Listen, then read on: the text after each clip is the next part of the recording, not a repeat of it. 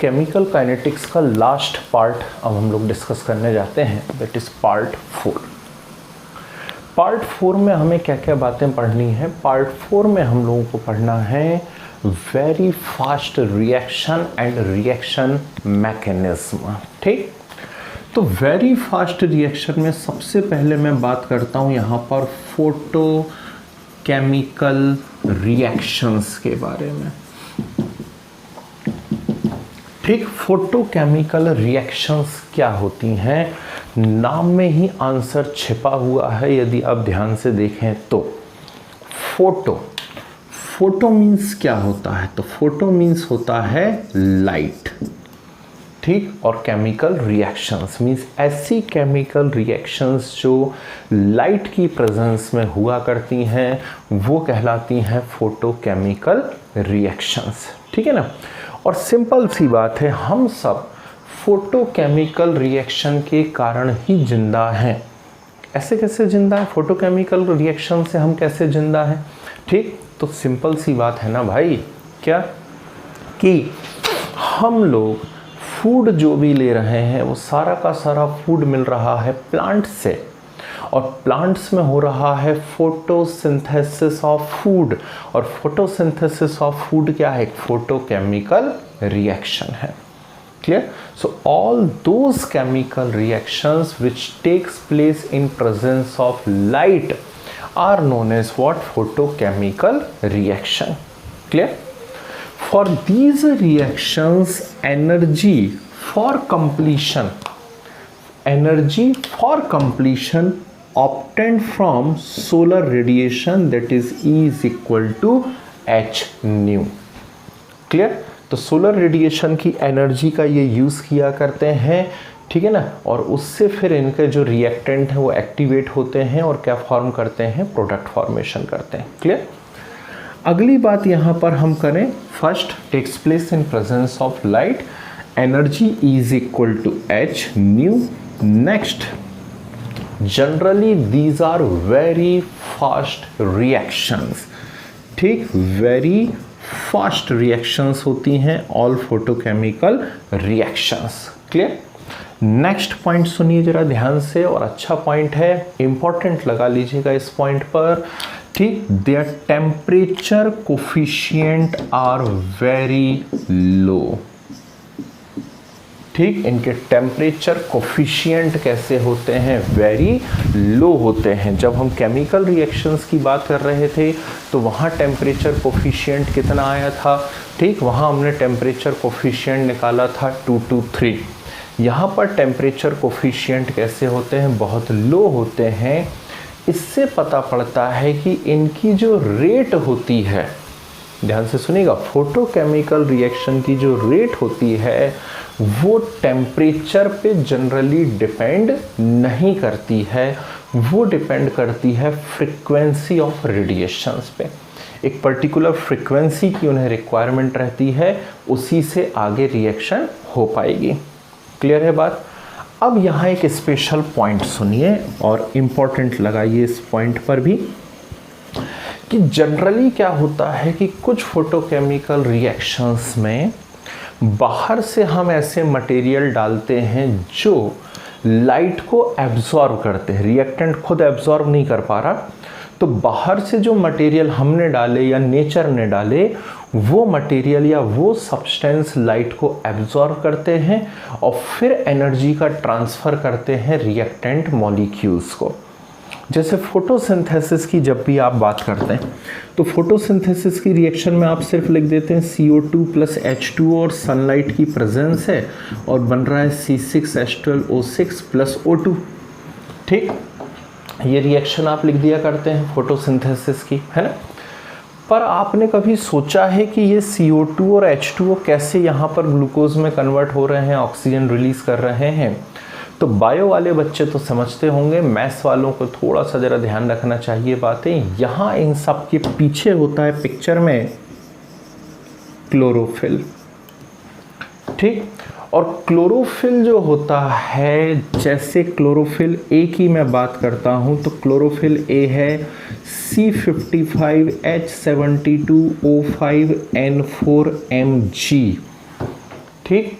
तो ये जो क्लोरोफिल है, ये क्लोरोफिल क्या करता है, लाइट को एब्सॉर्ब करता है, ठीक, और फिर उसकी जो एनर्जी है वो ट्रांसफ़र की जाती है H2O को, उसका स्प्लिटिंग, हाइड्रोलाइज वाटर का स्प्लिटिंग होता है और फिर रिएक्शन आगे बढ़ा करती है। तो ऐसे सब्सटेंस जो फोटोकेमिकल रिएक्शन में, ध्यान से सुनिएगा, ठीक है ना, और लिख लीजिएगा, ऐसे सब्सटेंस जो फोटोकेमिकल रिएक्शंस में रेडिएशन को एब्सॉर्ब करते हैं और एनर्जी ट्रांसफ़र करते हैं रिएक्टेंट मॉलिक्यूल्स को, these substances are known as फोटोसेंसिटाइजर।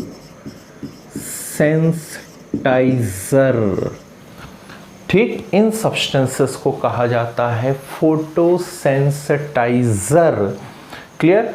And reaction known as photosensitization. ठीक, एक बहुत इंपॉर्टेंट क्वेश्चन है, व्हाट इज फोटोसेंसिटाइजर या व्हाट इज फोटोसेंसिटाइजेशन।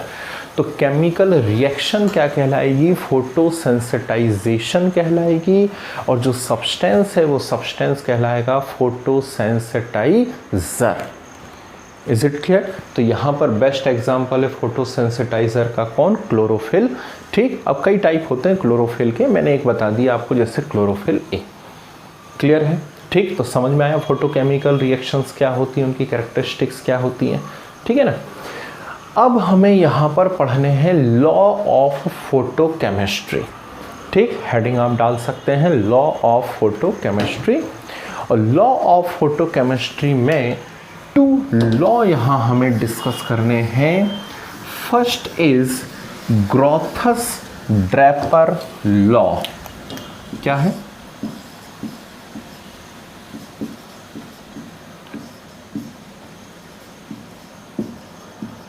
ग्रोथस-ड्रैपर लॉ इसे कहा जाता है। अब ग्रोथस-ड्रैपर लॉ है क्या? पहले ग्रोथस ने दिया था, उसके कुछ सालों बाद ड्रैपर ने दिया, फिर दोनों ने मिल के दे दिया। ठीक है ना, जनरली ऐसा होता नहीं है, पहले जो दे देता है वही आगे बढ़ जाता है ना। तो पहले ग्रोथस ने दिया था, बाद में ड्रैपर ने दिया था। क्या है ग्रोथस-ड्रैपर लॉ, जरा ध्यान से सुनिएगा, एक एग्जाम्पल से बताने की कोशिश करता हूँ। हम फोटोसिंथेसिस का ही एग्जाम्पल लेते हैं। मान लीजिए मैंने यहाँ पर कोई भी एक पत्ती ले ली है, ड्राइंग थोड़ी सी वीक है मेरी, तो एक मैंने केले की पत्ती यहाँ बना दी, ठीक है ना, फेवरेट फ्रूट है मेरा भी। अब ये केले की पत्ती यहाँ बनी हुई है और इसके ऊपर लाइट आके गिर गई, ये लाइट आ रही है, ठीक, केला नहीं है, क्या है फिर, पान है ना, नहीं हमारे यहाँ ऐसे केले होते हैं, ठीक। तो लाइट आकर के उसके ऊपर टकराई। अब क्या हुआ, ध्यान से सुनिएगा, क्या क्या पॉसिबिलिटीज हो सकती हैं। लाइट का मैक्सिमम पार्ट रिफ्लेक्ट हो गया, टकरा के वापस चला गया, नंबर 1। कुछ पार्ट ट्रांसमिट हो गया, आर पार निकल गया, नंबर 2। और कुछ पार्ट यहाँ पर एब्सॉर्ब हो गया, नंबर 3। तो 3 पॉसिबिलिटी बनी पत्ती के ऊपर। अब इस चक्कर में मत पड़ो वो केला है कि आम है कि वो है ना, पान है, ठीक। जो काम की बात है वो सुनो। लाइट आके टकराई, उसका मैक्सिमम पार्ट रिफ्लेक्ट हो गया है, कुछ पार्ट ट्रांसमिट हो गया है और कुछ पार्ट एब्सॉर्ब हो गया है। मेरा क्वेश्चन ये है कि यदि इस पत्ती के अंदर कोई फोटोकेमिकल रिएक्शन होनी है तो वो किस पार्ट से होगी, जो रिफ्लेक्ट हो गया है या जो ट्रांसमिट हो गया है या जो एब्सॉर्ब हो गया है। तो जो भी मनुष्य है वो तुरंत समझ जाएंगे कि यहाँ पे रिएक्शन उस पार्ट से होगी जो एब्सॉर्ब हो गया है ना। तो photochemical reaction takes place by those radiations which get absorbed. फिर से सुनिए, photochemical reactions takes place by those radiations which get absorbed, and what's that? It is Grothus-Draper law। है आसान, ठीक। तो ऐसे डायग्राम से इसे याद रखिएगा, बहुत ही सिंपल सा स्टेटमेंट है ठीक है ना, कि उन रेडिएशन से होने वाला है photochemical reaction which get absorbed. Clear. Second यहां पर आया करता है स्टार्क आइंस्टाइन लॉ। ठीक, स्टार्क आइंस्टाइन लॉ। ठीक, आईआईटी का क्वेश्चन है, पूछा गया है कि इसका दूसरा नाम क्या है। तो Stark Einstein law also known as law of photochemical equivalence. ठीक, लिख लीजिएगा, it is also known as law of photochemical equivalence. ठीक है, क्या बोलता है स्टार्क आइंस्टाइन लॉ, जरा उसके बारे में हम बात करते हैं। तो ये बात तो पता पड़ गई है ग्रॉथस ड्रेपर की हेल्प से कि जिन रेडिएशंस को एब्जॉर्ब कर लिया जाता है उनकी हेल्प से केमिकल रिएक्शन होती है, फोटोकेमिकल रिएक्शन, है ना। अब रेडिएशन जो आपने एब्जॉर्ब करे हैं उसमें क्या एब्जॉर्ब होता है। रेडिएशन एब्जॉर्ब कर लिए, जो रेडिएशन एब्जॉर्ब हो रहे हैं वो क्या है। ठीक, तो हमें मालूम है उसे पिछले साल प्लैंक ने पार्टिकल्स कहा हुआ है और उसके लिए नाम दिया हुआ है क्वांटा और क्वांटम, है ना। क्या नाम दिया गया है, क्वांटा या क्वांटम नाम दिया गया है, ये हम जानते हैं अच्छे से। और अभी अभी मैंने बताया कि वो वाटर का क्या करते हैं, स्प्लिटिंग करते हैं, लाइसिस करते हैं वाटर का। कौन लाइसिस करता है, सनलाइट लाइसिस करती है, तब जा कर के वहाँ पर केमिकल रिएक्शन हो पाती है। ठीक, तो स्टार्क आइंस्टाइन ने एक बड़ी अजीब सी बात बोली। स्टार्क आइंस्टाइन ने कहा, लिखिएगा, in photochemical reaction each absorb quanta dissociate one molecule. ठीक, फिर से सुनिए, in photochemical reaction each absorb quanta dissociate one molecule. Clear. और इससे उन्होंने एक बात बताई, उन्होंने कहा quantum yield.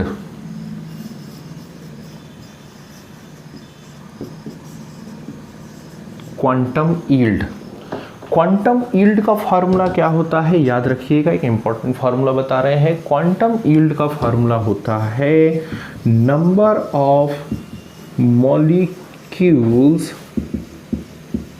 Dissociated upon number of quanta absorbed। number of molecules dissociated upon number of quanta absorbed, इसे क्या कहा गया, क्वांटम यील्ड कहा गया। ठीक, अब सोचिए स्टार्क आइंस्टाइन लॉ क्या है कि each absorb quanta dissociate one molecule. ठीक, यदि हम स्टार्क आइंस्टाइन लॉ को सही मान लें तो उसके अकॉर्डिंग क्वांटम यील्ड की वैल्यू कितनी आनी चाहिए, 1। हाँ या ना। If Stark Einstein law is valid then the value of quantum yield must be 1। क्यों, क्योंकि each absorb quanta dissociate one molecule, तो जितने मॉलिक्यूल डिसोसिएट हो रहे जरूर उतने ही क्वांटा एब्जॉर्ब किए जाएंगे। ठीक, तो इसकी वैल्यू कितनी आनी चाहिए, 1। लेकिन जब बाद में एक्सपेरिमेंट करे गए, आगे चीज़ों को देखा गया, तो पता पड़ा कि क्वांटम यील्ड की वैल्यू जो है वो 0.01 से 10⁵ तक वेरी कर रही है, चेंज हो रही है। ठीक है ना, यानी 1 से कम भी हो रही है, 0.01 आ रही है कहीं पर, और 10⁵ तक चली जा रही है। क्यों आ रही होगी लेस, तो जरूर रिएक्टेंट में बड़े स्ट्रॉन्ग से बॉन्ड होंगे और वो स्ट्रॉन्ग बॉन्ड आसानी से टूट नहीं रहे होंगे, तो उसके लिए क्वांटा क्या करने पड़ रहे होंगे, बहुत सारे एब्सॉर्ब करने पड़ रहे होंगे, इसलिए वैल्यू क्या हो रही है, लेस देन 1 आ रही है। ठीक, now what is the reason of higher value, तो आप कह दोगे कि बहुत ईजिली ब्रेक हो रहे होंगे। सुनिए ध्यान से, हम एक एग्जाम्पल से समझने की कोशिश करते हैं कि what is the reason behind higher value of quantum yield. ठीक, ध्यान से देखिएगा।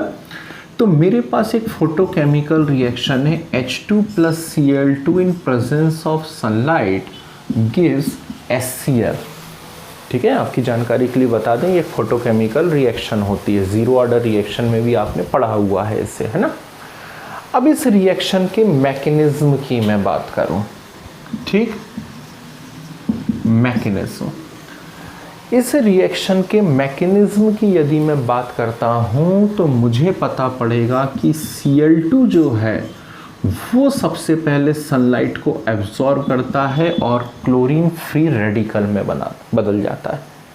ठीक है, अब जो क्लोरीन फ्री रेडिकल है वो H2 से रिएक्ट करता है, HCl बनाता है, फिर से हाइड्रोजन फ्री रेडिकल, फिर हाइड्रोजन फ्री रेडिकल क्लोरीन से रिएक्ट करता है, HCl बनाता है और क्लोरीन फ्री रेडिकल, फिर क्लोरीन फ्री रेडिकल H2 से रिएक्ट करेगा, फिर chlorine hydrogen free radical chlorine से रिएक्ट करेगा और रिएक्शन तब तक कंटिन्यू होती रहेगी जब तक पूरा का पूरा H2 और Cl2 किस में ना बदल जाए, HCl में ना बदल जाए। समझ रहे हैं बात को? ठीक, तो ये रिएक्शन कंटिन्यूसली चलती ही रहेगी एक बार इनिशिएट करने के बाद, और तब तक चलती रहेगी जब तक ये पूरी तरह किस में कन्वर्ट ना हो जाए, प्रोडक्ट में। ऐसी रिएक्शंस, सुनिए, ऐसी रिएक्शंस जो एक बार स्टार्ट कर देने के बाद लगातार चलती चली जाती हैं are known as chain reactions. ठीक, तो फोटोकेमिकल रिएक्शन एक प्रकार से क्या हो रही है, चेन रिएक्शन हो रही है। बस एक बार आप इनिशिएट कर दीजिए उसको, उसके बाद वो होती चली जाएगी। क्लियर? अब यहाँ पर जो है, ध्यान से देखिएगा, इन पूरे मैकेनिज्म को यदि हम देखें तो इस मैकेनिज्म में सिर्फ और सिर्फ इस पर्टिकुलर स्टेप के लिए हमें नज़र आ रहा है कि लाइट की रिक्वायरमेंट पड़ रही है। बाकी किसी में लाइट की रिक्वायरमेंट पड़ रही है क्या? नहीं।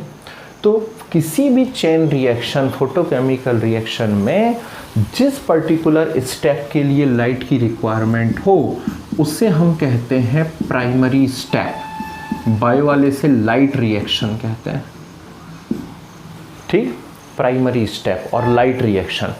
और वो सारी की सारी रिएक्शन जिनके लिए लाइट की रिक्वायरमेंट ना हो, ऐसा नहीं कि लाइट की प्रेजेंस में नहीं हो सकती, लाइट की रिक्वायरमेंट ना हो, उन सभी को कहा जाता है सेकेंडरी स्टेप।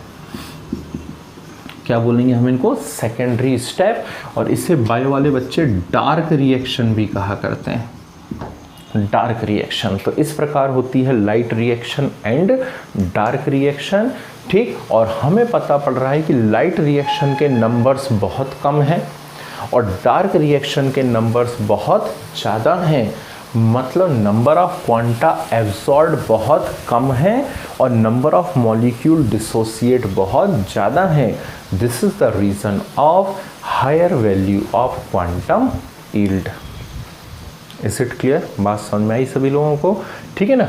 तो ये हुआ भाई आपके पार्ट 4 का एक बहुत ही इंटरेस्टिंग पोर्शन, और उसे कहा जाता है फोटोकेमिकल रिएक्शन। साथ में मैंने आपको बता दिए लॉ ऑफ फोटोकेमिस्ट्री, ठीक है ना, क्वांटम यील्ड का फार्मूला, और साथ में किस प्रकार से हम मेजर करते हैं प्राइमरी स्टेप क्या होती है, सेकेंडरी स्टेप क्या होती है। ये सब इम्पॉर्टेंट क्वेश्चन है। ठीक, जो मैंने अभी आपको बताया था यहाँ फोटोसेंसिटाइजेशन और फोटोसेंसिटाइजर, उसे भी आपको अच्छे से याद रखना है। क्लियर है बात? ठीक, तो चलिए नेक्स्ट वीडियो में हम लोग डिस्कस करते हैं मैकेनिज्म ऑफ रिएक्शन। ठीक है।